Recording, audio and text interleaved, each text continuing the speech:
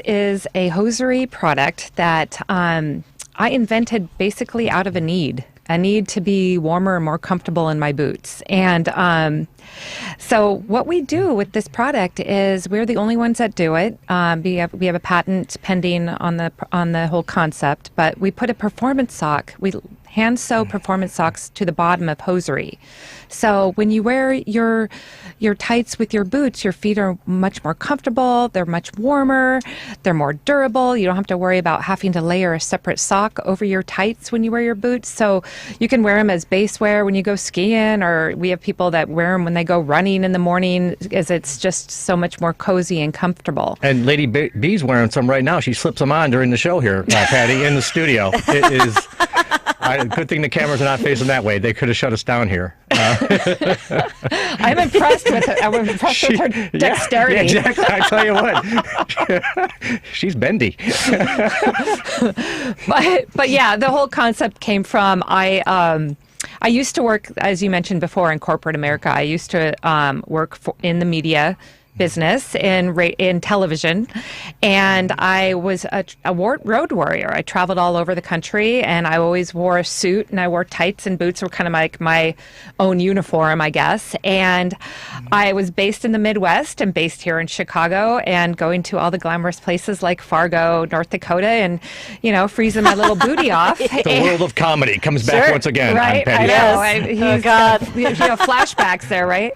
But I was going through the airport at this one particular time when my aha moment came. I was going through the airport, going through security, and I was behind a good-looking guy, and we started chatting it up in security, and I was thinking I had my game on, I looked good, I got my my boots on and my suit and everything, and I go to take off my boots, and I forgot that I had my dad's ugly white man socks on that I had layered over my tights to wear with my boots to keep my feet warm. Yes. And deal breaker. Yeah, it was really, the humiliation that caused me to think, God, there needs to be a better way, So it wasn't just the inconvenience of having to track down the right kind of socks and this and that and remembering to pack them. It was literally, wow, somebody saw me in these.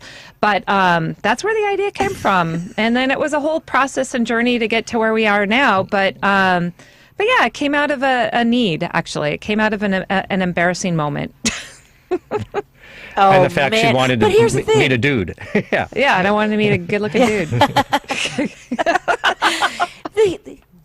The thing is that anybody can have a moment where they're like embarrassed or they think there's got to be a better way to do this. It's an entirely different thing to go, I have a solution for this.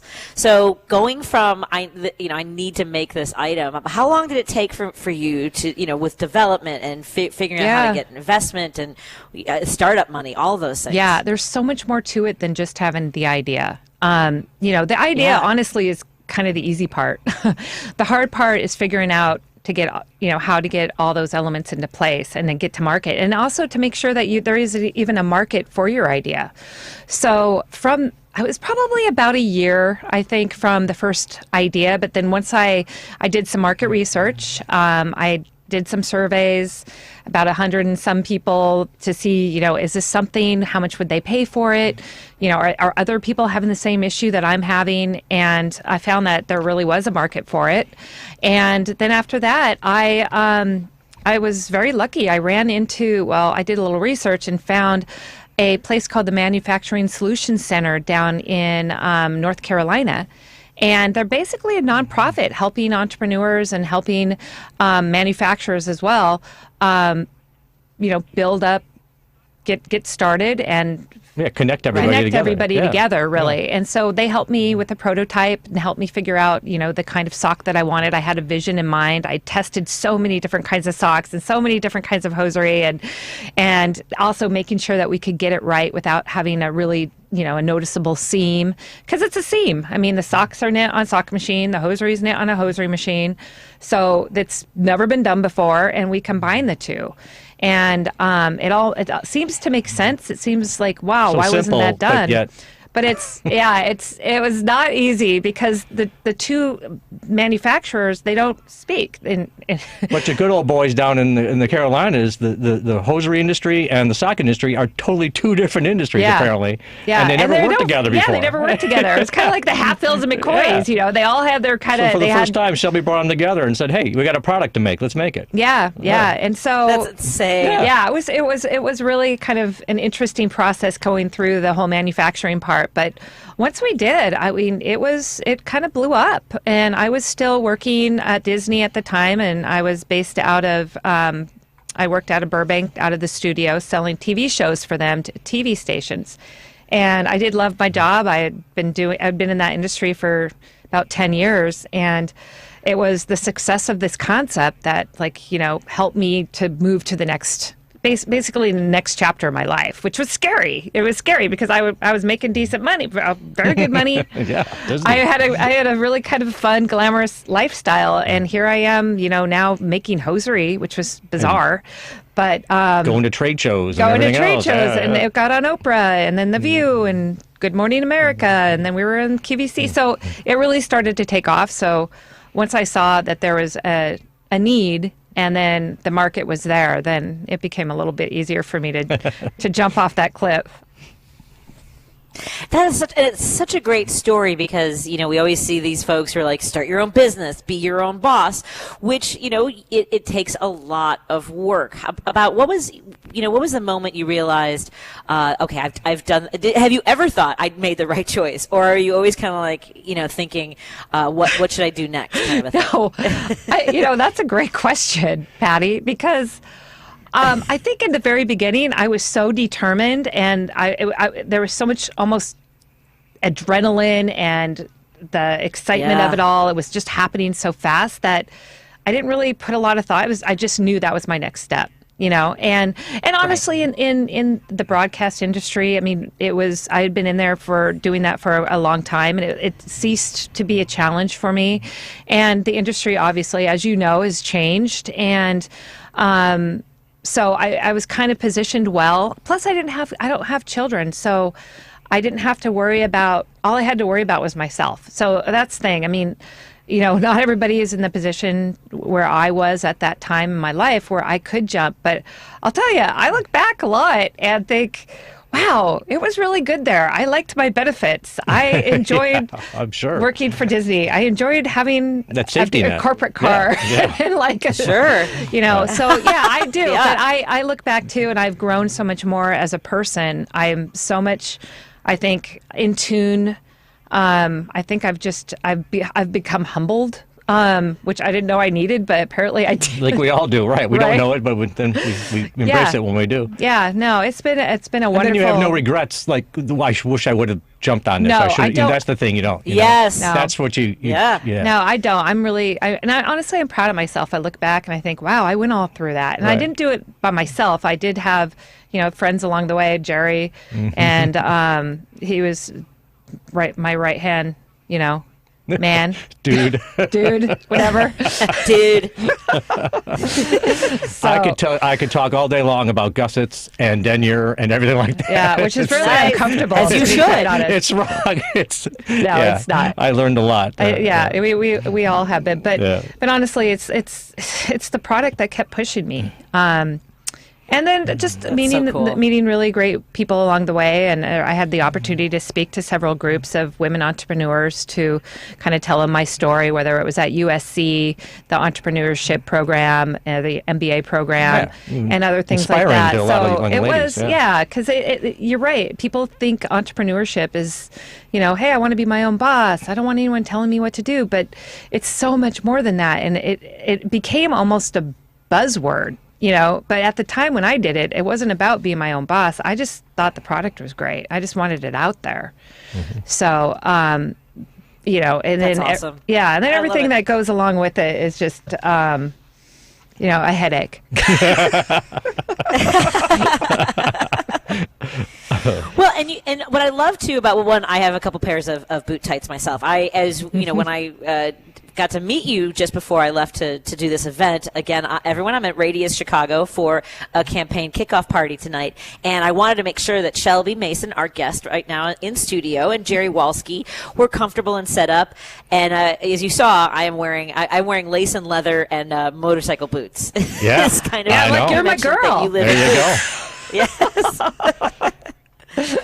And wearing tights. Yes. Yes, exactly. I am wearing my tights, and that's the thing is, when we come back, let's talk a little bit about some of your unisex performance socks, because this isn't just for women who need tights. This is for anybody who wants to wear, as you mentioned, people who go running and want the more sturdy part of the sock, warmer, and not that slidey stuff inside their shoes or boots. That's what makes these so great. Again, we are talking to Shelby Mason and Jerry Wolski. They're in studio. I am on remote. Let people know what the website is where they can take a look at some boot tights.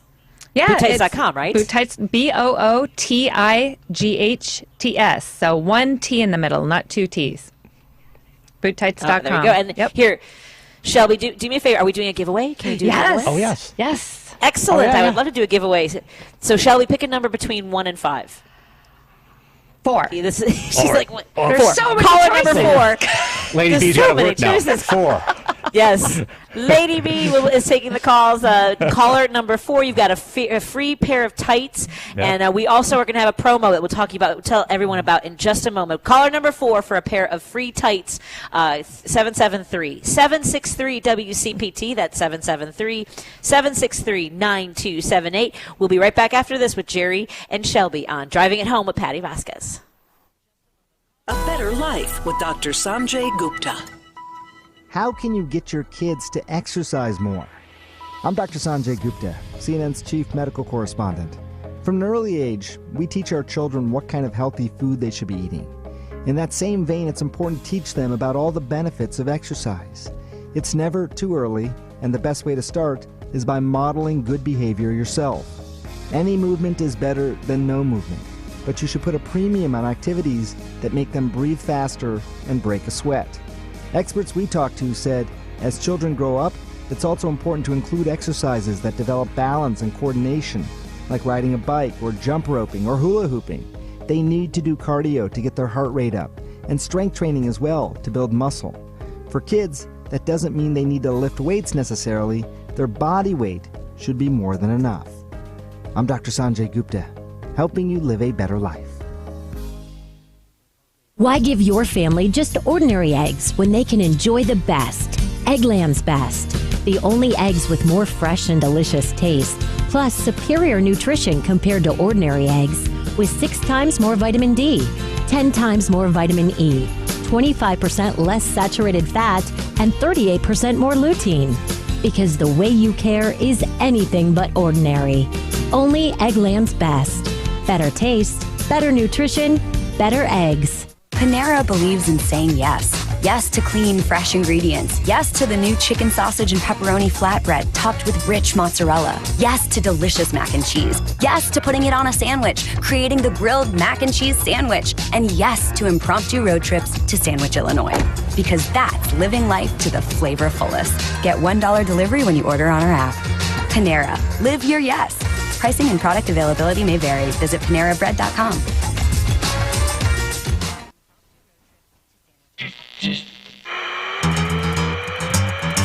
Some got busy, some got lazy, some got creative, some went crazy. Couch potatoes, avoiding respirators, we all got pretty big round the equator. Shopping online, working online, zooming all day, no pants, that's fine. Hiding at home from civilization, here's what I did over my pandemic vacation.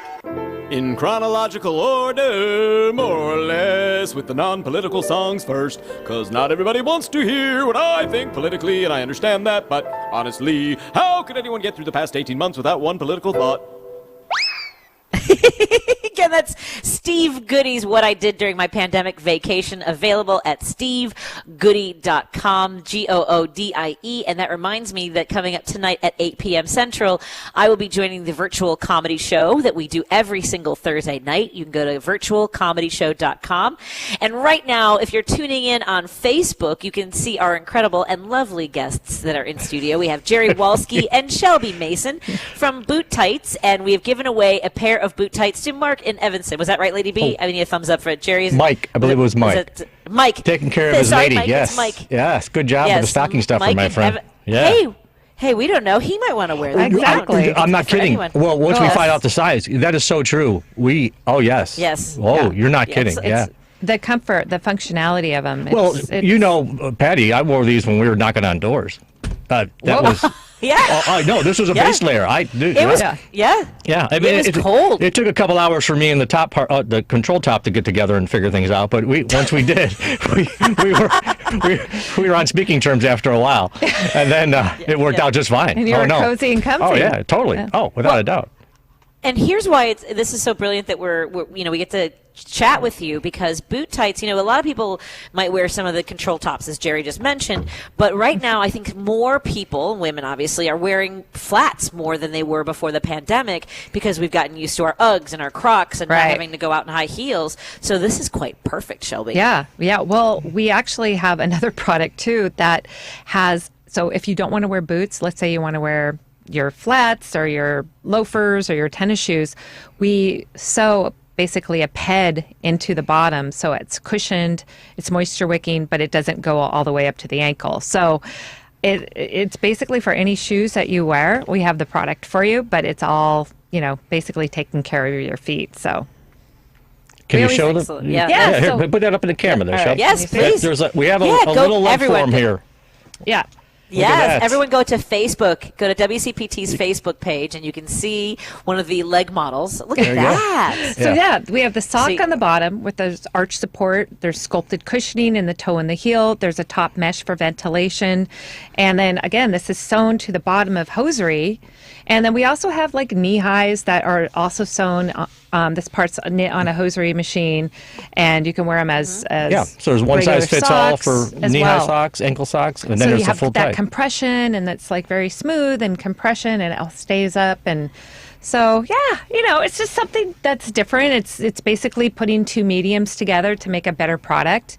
And I run in those knee highs all the time. I do. They're great. The knee highs are great. I run in them all the time. Yeah, I do too. Yeah, so. and then the you have the thigh highs as well. I mean, you've got a couple different one size fits all socks. Oh yeah. So we have what we call our elevators, where they're an over the knee sock that you can fold down, and you can wear them as a knee high, as a boot cuff over your boots, and you can even push them down and wear them with ankle boots too. So they're really versatile, and it's basically because we can produce them, we manufacture them where the top portion is knit on the hosier machine. So there's that different kind of compression, there's that kind of spandex that allows it to stretch and not stretch out. So they're very versatile. Yeah, and they stay in place. They're not going to just slide down. They stay put. Yeah, they do. Good stuff. And that's crucial. That's the crucial part is I was just talking to somebody the other day that they were like, socks aren't a big thing to me. Our friend Elliot Serrano was talking about how he's really into the nicer, more comfortable socks, because it can affect your mood. If you have those socks that are sliding down, it's the worst. Oh, right. That's the worst. I mean, that's the thing. If you aren't comfortable, or your feet hurt, then you're not the best you. And that's why I think that Bootights, in a way, it's kind of empowers you. It's it lets you not worry about... It's one less thing to worry about. It's one less thing to worry about. And it empowers you to be your best. And that's what I really feel about this, because I was always, uncomfortable before in my boots and uncomfortable in my shoes, and always trying to figure out a make-do solution. And it was an unneeded kind of annoyance. And so, I feel like this is kind of empowering. It lets you be free to get on with your job and get on with life. And so, I feel like that's part of the benefit of, taking care of your feet and wearing the right product. I agree. Yeah, I there's nothing worse than just being, it does affect your entire mood, your outlook, even on other people, because you're like, it's just that my feet hurt. And you can't tell them, I'm angry with you because my feet hurt. It's like, are you hungry? Are you hangry? No, my feet hurt. You disgust me so much, my feet hurt. That's how bad it is right now. This conversation is right now. Can't say that.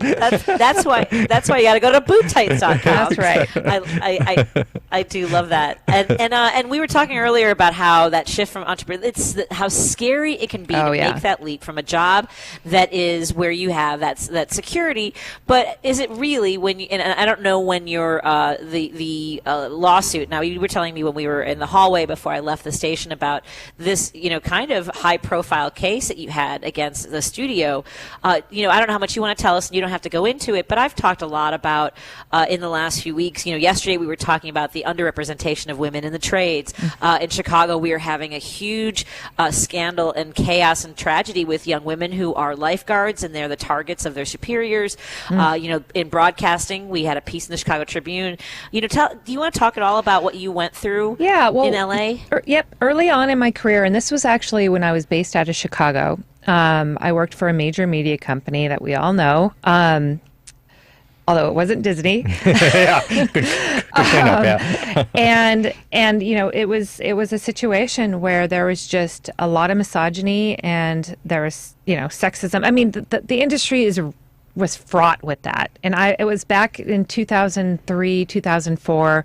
So it was early on in my career. I was about 32, 33 at the time, and there was a lot of discrimination. And basically what happened is the other women from my division and we decided enough was enough, and we decided that we need to do something about it. They basically wanted to lay off every single woman in the division and replace them with men. So that's what happened in my particular position. I was the youngest there's 5 of us in that at the time in the division at Warner Brothers. Oops! There you go. Yes, that's awesome. We'll fix it in post. We'll fix it in post. But yeah, no, we were. So we basically felt like there was an empowerment in numbers, because it was a very scary thing to do. But there was real discrimination, whether it came with how we were paid. Being able, hitting the glass ceiling, all those things. And so there was a lawsuit that and eventually was settled. Actually, our attorney was one of the partners with Gloria Allred, because we felt that we needed kind of the big guns. These studios are obviously based in LA, and they've got lots of money. So when it came down to it, we decided to band together, and we made an impact.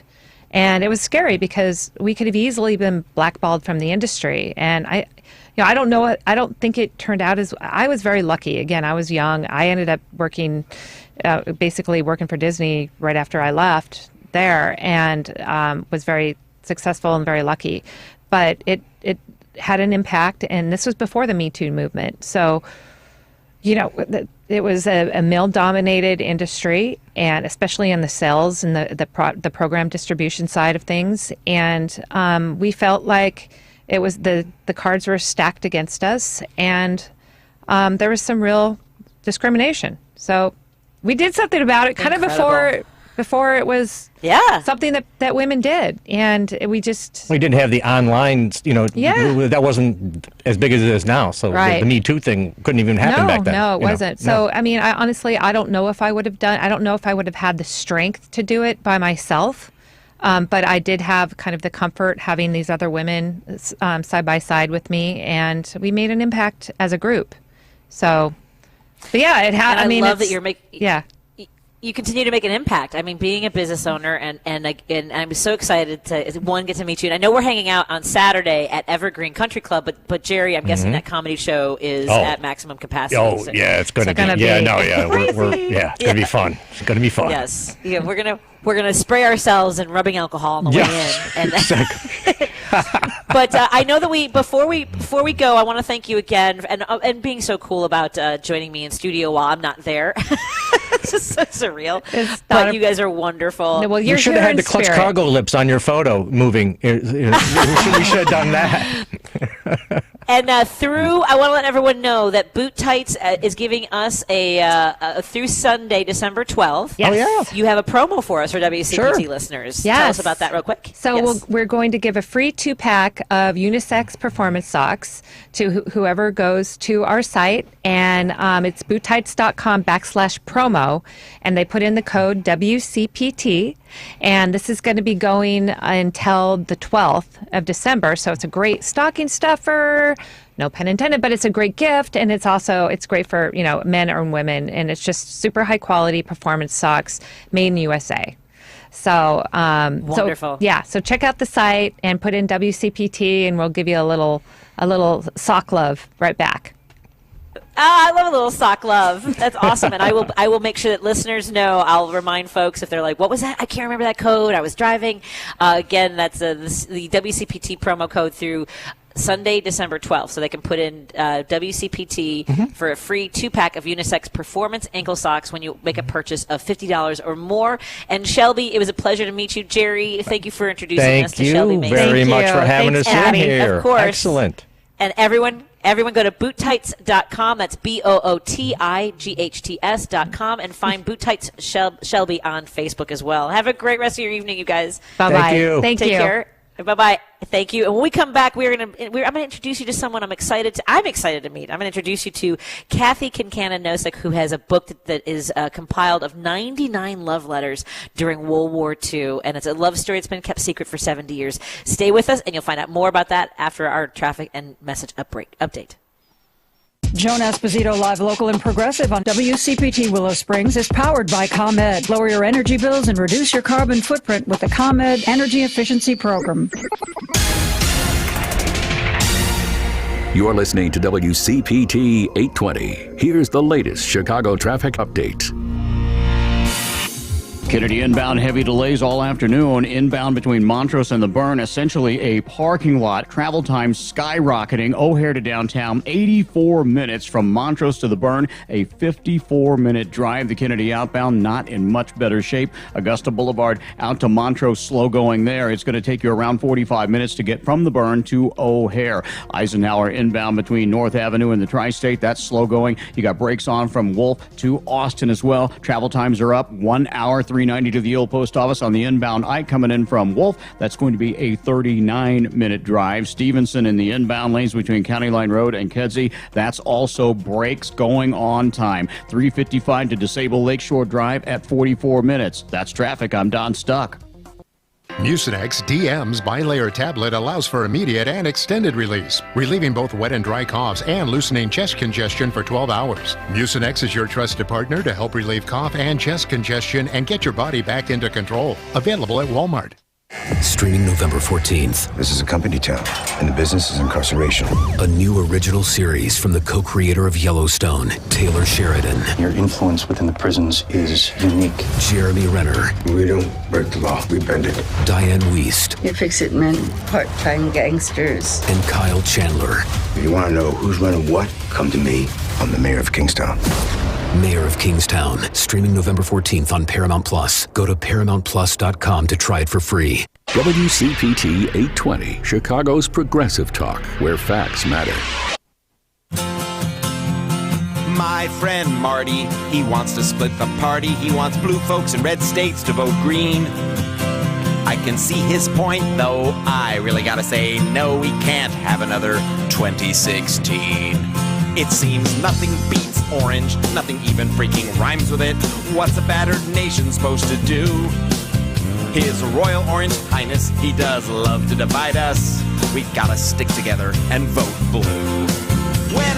Hanging out with us on Driving It Home with Patti Vasquez. I am broadcasting remote. I am at Radius Chicago, which is an event space, and I'm excited to be here. And I am as excited to introduce you to our next guest. It is Veterans Day, and I thought, what a perfect way to share a story. Our guest, Kathy Kincanon Nosekwith, grew up in Oak Park, Illinois. She is a designated managing broker of her own real estate company, and she's had a lot of experience. The reason we have her on today is that she has recently authored a book called My My Darling, 99 Love Letters, that is a book which is a labor of love. It's a love story centered around her dad's letters to her mom during World War II. Kathy Kincanon at Nosekwith is on the phone with us right now. Kathy, it's a pleasure to meet you. How are you doing today? Hey, Kathy? Great. Thanks so much. Oh, of course. What a wonderful story that I'm catching up on. And tell us a little bit about how this was a secret for 70 years. How did this come to light for you? Well, it was because of a move that we made out of our family home in 1995.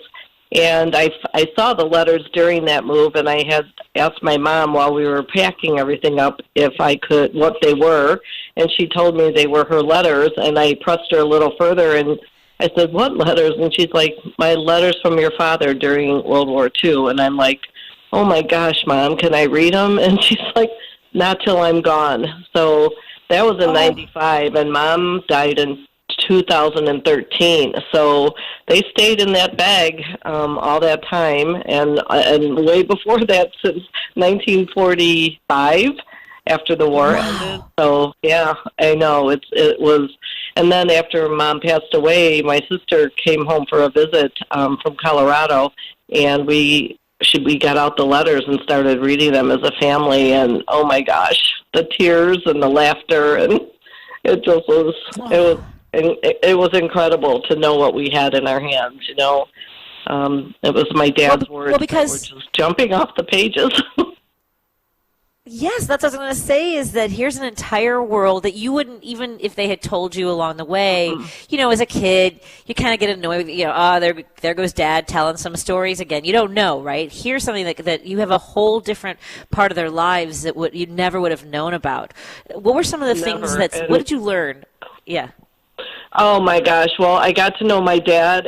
It's such an incredible thing, because how many kids get to know their father as the soldier, young soldier, a guy falling in love for the first time, and courting his mother their mother through love letters, you know, and just reading his words was it was a real shock to me, because he was a very quiet guy, and he was very demonstrative and loving in these letters, and it just blew me away, and I just couldn't get them out of my head. It was just so wonderful to know that they had this romance, and it was all because of these letters that brought them to where they, you know, we're very fortunate we're here, because Dad was captured at the Battle of the Bulge in Germany.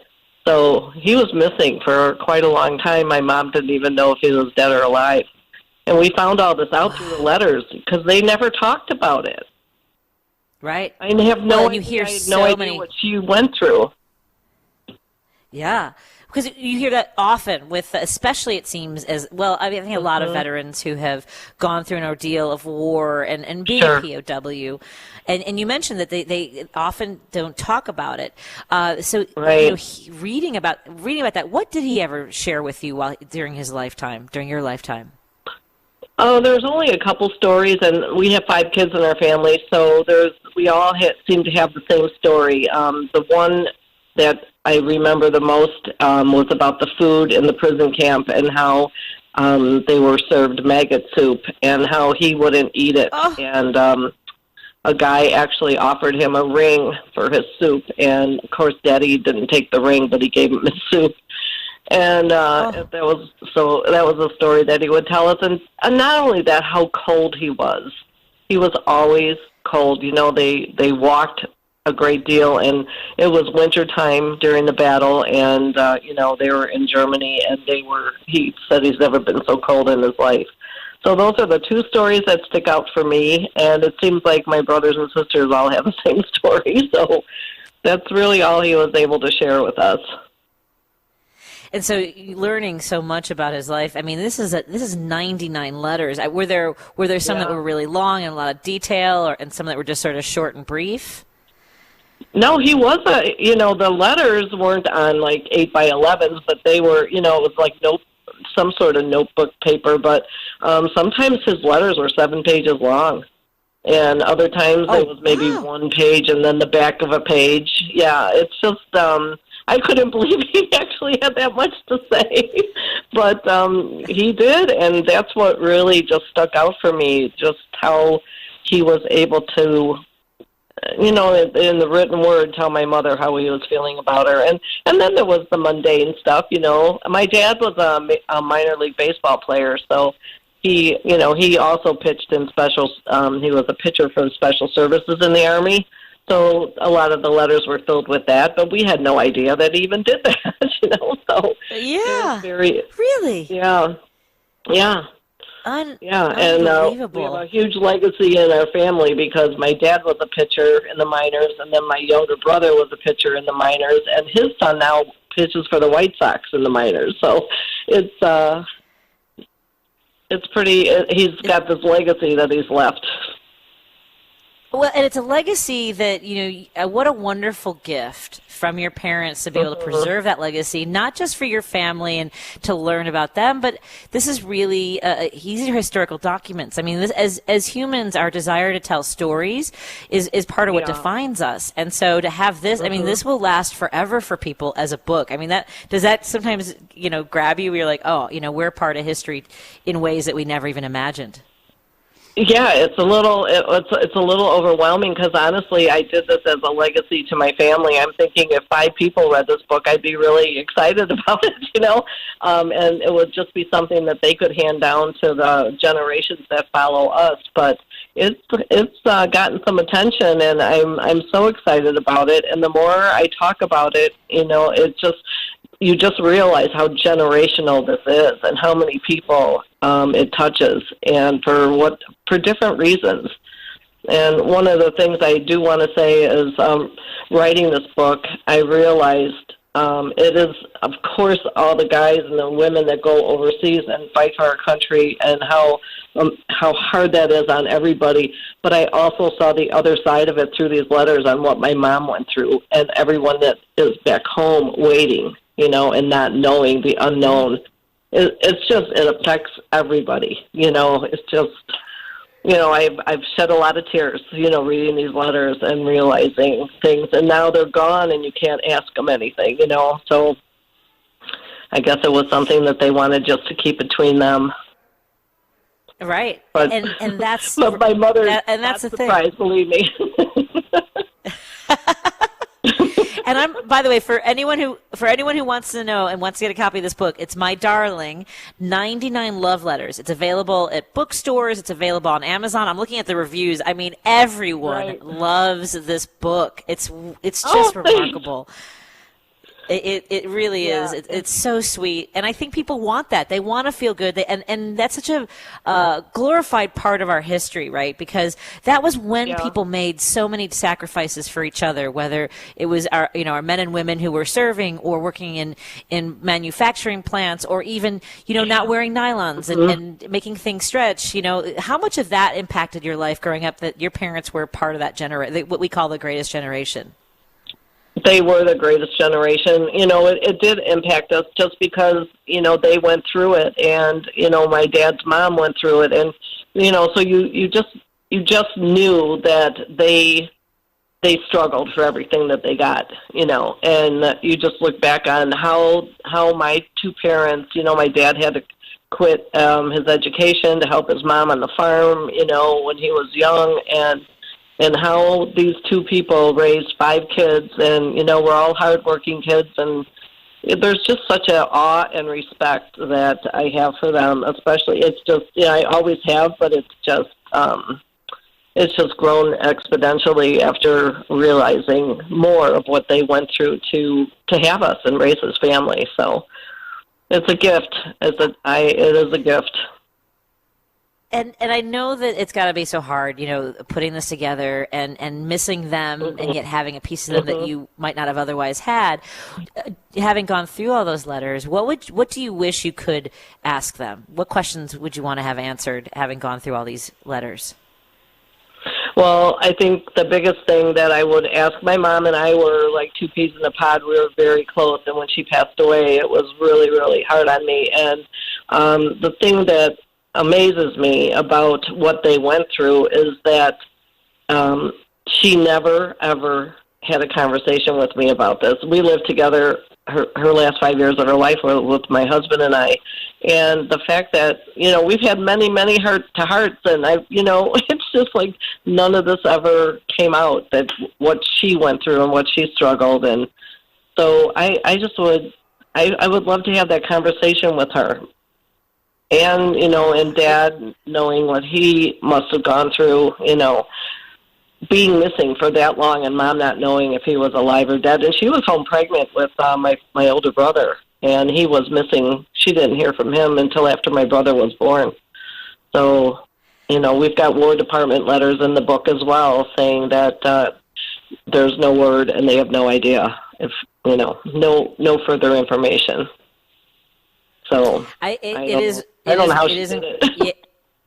Yeah, I can you imagine? Like, I often talk about, like, what are the chances, right? What were the chances that that your father would have to go through this ordeal, and that he would would be reunited with your mom, and be able to have a family, and basically for what he had fought for, which was this way of life and making sure that people were safe. Yes. It is, yeah, It's everything that we're fighting for right now. That's how I feel. Yeah. I feel like my father fought for so much, and we're going through this now in our country, and it's like, oh my gosh, my dad would be so, I don't know, he would be so angry after what they went through, and all those boys, So one of the things I want to say about that, Patty, is one time when I was young and I was dating this guy at college, and he was my first husband, and he was going away to college, and I'm crying. He's going away, and my mom said to me, "Oh, for Pete's sake, Kathleen, you'd think he was going off to war." And I was like, well, that's a weird thing to say. Now I get why she said that, But I had no idea at the time. I'm like, that's really goofy. He's just going to Wisconsin. Oh, man. But she knew it, and she lived it. And yes, here's me crying. So, and you have how lucky we are. That's the thing. We don't, and that's what I'm. So look, I'm looking right now at the document because you also found original documents, whether it was the letter from the War Department, but I'm looking right now. This is so hard. It's the ticket, the Stalag 4B ticket, which is the prisoner of war documentation that the Germans had. I can see in this. It's incredible. Yeah. Do you remember as a kid, like, was there anything, because now I'm thinking about this, because there was an entire comedy written about POWs, the Hogan's Heroes, and there was a movie. Hogan's Heroes, my father couldn't stand that show. And did you ever, and you never knew why, right? He said, well, the only thing I remember him not liking the show and saying that if only they knew what it was really like.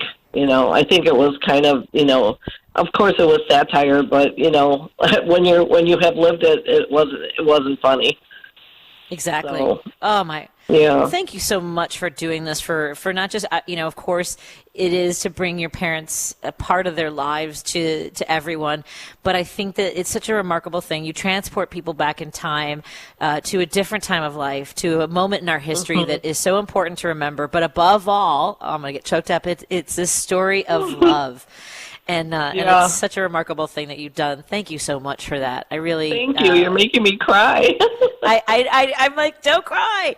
It is incredible. I look forward to meeting you someday. I would love to have you in studio if you ever have time. And I encourage. Absolutely love that. It would be a blast. And here, I wanted to make sure people know about the work that you do as a realtor. Do you have a website for people to find out more about the work? Of course. Yes, I own my own. Well, I've been doing real estate for 24 years, and 12 years of that has been as an owner of my own company. It's called 4, the number 4, the letter C, Realty, and it's the website's 4crealty.net.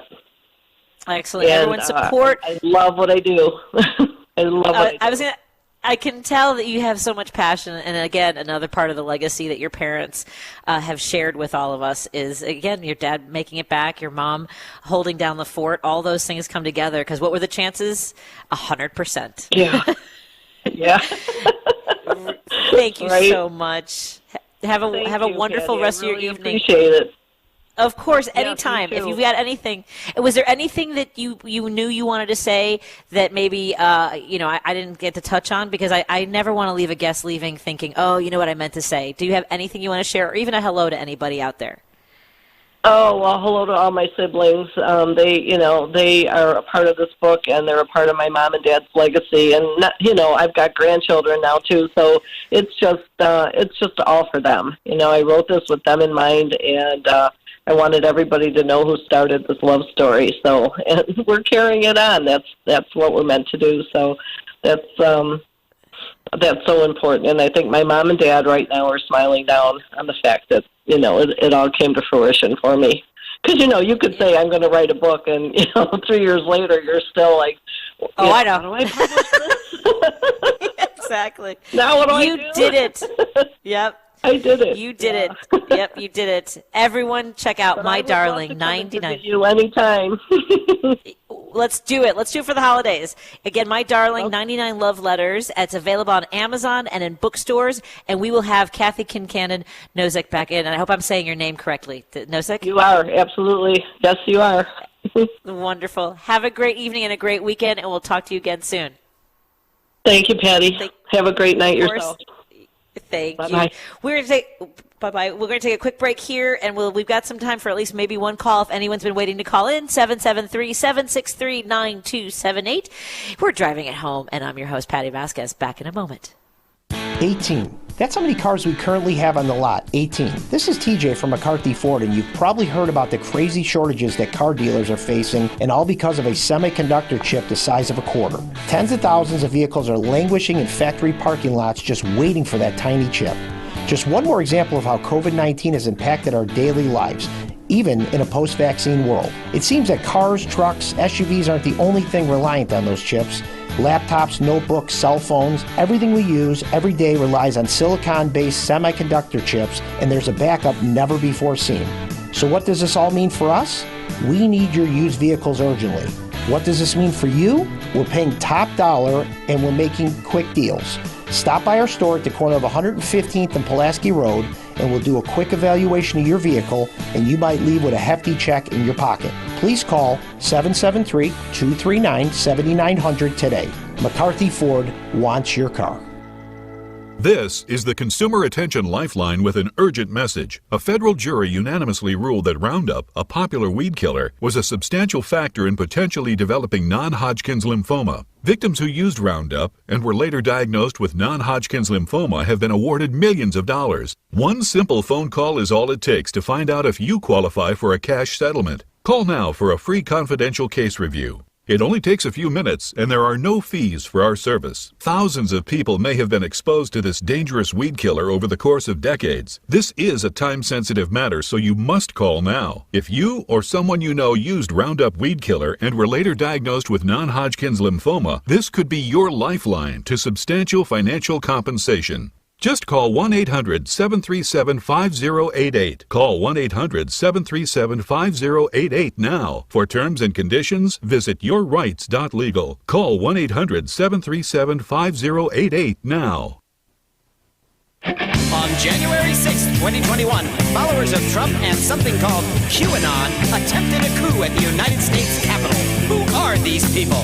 I want to live with the QAnon girl. I could be happy the rest of my life with a QAnon girl. We're listening to Driving It Home with Patti Vasquez, and I'm at Radius Chicago, an event space on the west side of Chicago, and we're here for George Cardenas's kickoff party for his campaign for Cook County Board Review, and I'm actually the MC. I will be introducing our guests this evening at this event space, and I'm excited to learn more about this space because this is one of those big warehouses that they converted into a space for celebrations and performances. And here's the thing, they opened, and Lady B, you're behind the mic now, so you can join me, actually. I just realized that, right? Can you join me? Yeah, I can. You think? Oh, yeah. Hi, Lady B. I don't know how to tell people that when I'm in the station, I'm behind the mic that you use. So, hi, Lady B, this place is crazy. Guess when they opened? When, February 2020. What? So an event gathering space. They only were able to do 2 events, and then they were under lockdown for the pandemic. Can you imagine getting everything in order, ready to launch this exciting business, and then the pandemic hits? How sad is that? Oh, wow. Yeah. It's a very cool space. I hope someday we can broadcast from here remotely, like for the whole show. But Lady B, did you get a chance to get a pair of those boot tights, or do I need to get you a pair? I'm wearing them. Are you? That's exciting. How do they? So tell us how they feel. They're soft. They're comfortable. They're warm. Yeah. Yes, and I love them.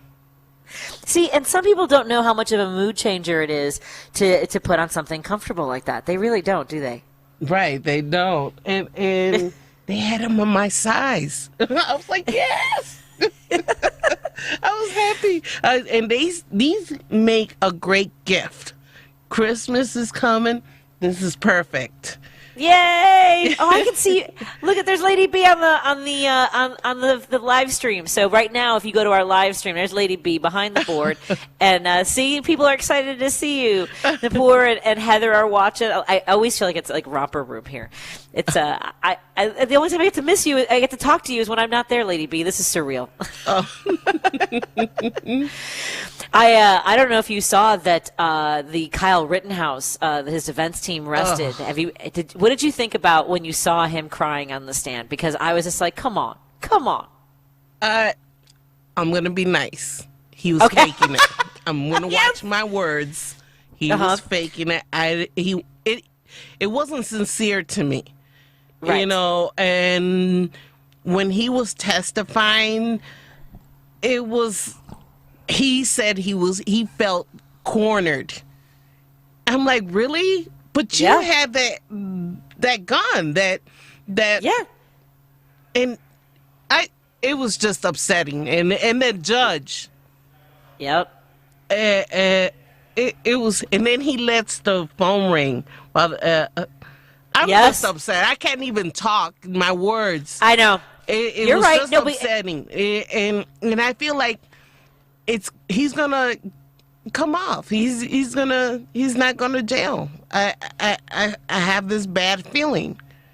Aww. I have this bad feeling, and I'm just hoping that the jurors will make the right choice and decide.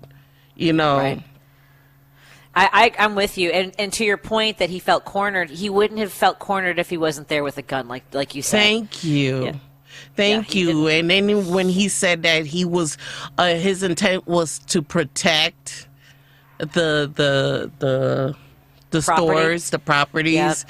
And I'm like, you didn't have to bring that big gun, and the mother to allow him to bring that gun, and it was purchased illegally. Why isn't he being charged for that? Is he being charged for that? Not that I know of. Not that it doesn't seem to be part of the charges. So, but we'll have more to talk about that tomorrow too. Because we're going to have Elliot Serrano, who's with the Anti-Cruelty Society. He's the director of education. He's probably listening right now, going, "Why did she keep promoting me to director?" He is the manager of education at the Anti-Cruelty Society. So, Lady B, I think you've met Elliot before, but he'll be in studio again tomorrow. So, Lady B, you have a lovely evening. Thank you for everything that you do today and every single day at WCPT 820. It's always a pleasure to work with you. Same here. I love working with you. Thank you. So let's send it over to Rick Unger. We'll see everybody tomorrow. Have a great night, everyone. Take care.